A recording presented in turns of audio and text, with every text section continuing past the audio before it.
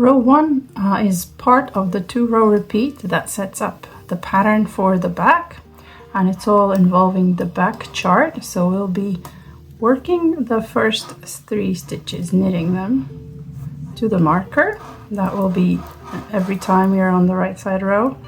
We'll be slipping the marker, and then according to the chart we will need to do a left leaning increase, a twisted left leaning increase, and that's done by picking up a stitch from row below, from the one that we already worked here, and knitting that through the front loop like so, and we create a new stitch. And then we'll follow the charts next row, and that is row 3 in this case. And here is where we do our first tricky cable, that is 3 over 3, right leaning, purl enclosed twisted cable over knit. So what that means is there'll be 3 stitches leaning over another 3 stitches, and the lean will be in the right direction, and the top 3 stitches will be a twisted stitch enclosed in 2 purl stitches, and the bottom 3 stitches that will be leaning under the ones that are leaning over will all be knit. So over knit means we'll knit the stitches that come from under.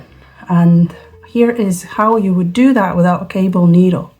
So first we'll insert the needle here in the 3 stitches, the second set of 3 stitches from the front, and we'll slip the first, well, we'll slip all 6 of them off the left hand needle like so, very carefully so we don't lose them. And we'll pick up the first 3 stitches just on the left hand needle, while bring the second set of 3 stitches over them and put them back on the left hand needle. And this is where we do our purl enclosed twisted part. So purl 1, knit through the back loop, purl 1, those are the top 3 stitches done, and then because it was over knit, we simply knit the next 3 stitches. It will become visible what that looks like later on. The rest of the chart is as seen, so whatever's on your needle, if you're good at reading your knitting, then whatever you see on the needle is what you do until you get to the marker. And we do a right leaning twisted increase before slipping the marker, because the increases belong to the charted section. So we pick up a stitch from row below, from a stitch that has not been worked yet, place it on the needle and knit through the back loop. So notice how I placed it on the needle with the right hand needle tip being at the back, so I can simply knit through the back loop as soon as it's on there.